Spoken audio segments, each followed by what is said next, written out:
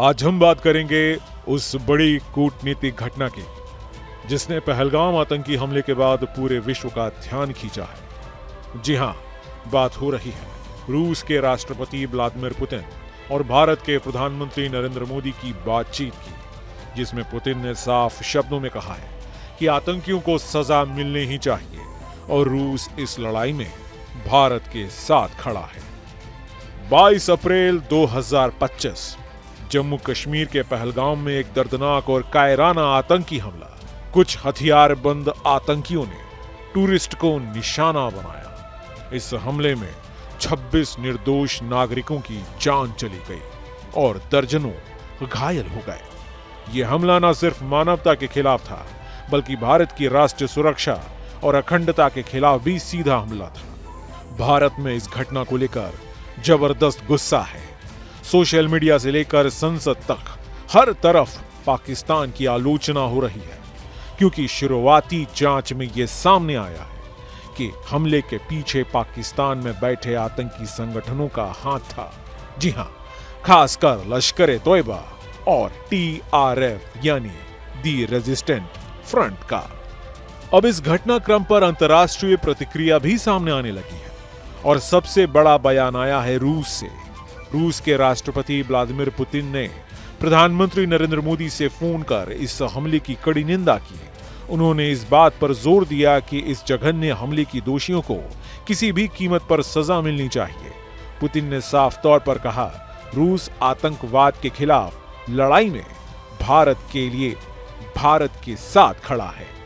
यह बयान सिर्फ एक औपचारिक कूटनीतिक समर्थन नहीं है, बल्कि पाकिस्तान को अंतर्राष्ट्रीय स्तर पर अलग थलग करने की दिशा में एक बड़ा कदम है। दरअसल रूस और भारत के रिश्ते ऐतिहासिक और सामरिक दोनों ही दृष्टिकोण से काफी मजबूत हैं। दोनों देशों के बीच विशेष और विशेषाधिकार प्राप्त राजनीतिक साझेदारी है, जिससे अब और गहराई देने की बात इस फोन कॉल में दोहराई गई है। प्रधानमंत्री मोदी ने भी पुतिन को विजय दिवस की 80वें वर्षगांठ की शुभकामनाएं दी और उन्हें इस साल के अंत में भारत में होने वाले सालाना शिखर सम्मेलन में आमंत्रित किया। ये फोन कॉल ऐसे समय में हुआ है जब पाकिस्तान की ओर से परमाणु युद्ध की अप्रत्यक्ष धमकियां दी जा रही हैं। पाकिस्तान के रक्षा मंत्री और कुछ नेताओं ने बेतुके बयानों में यह कह दिया कि हमारे पास एटमी ताकत है और अगर युद्ध हुआ तो इसके परिणाम भयानक होंगे। इन बयानों को न सिर्फ भारत ने बल्कि अंतर्राष्ट्रीय समुदाय ने भी गंभीरता से ले लिया है। अमेरिका, फ्रांस, ब्रिटेन और अब रूस सभी ने भारत के पक्ष में खड़े होकर यह स्पष्ट किया है कि आतंकवाद बर्दाश्त नहीं किया जाएगा। जहां एक तरफ रूस भारत का समर्थन कर रहा है, वहीं दूसरी ओर पाकिस्तान के लिए ये कूटनीतिक झटका है। पहलगाम हमले के बाद भारत में गुस्सा चरम पर है। राजनीतिक हलकों में भी मांग उठ रही है कि पाकिस्तान को अंतर्राष्ट्रीय आतंकवाद के प्रायोजक देश के रूप में घोषित किया जाए।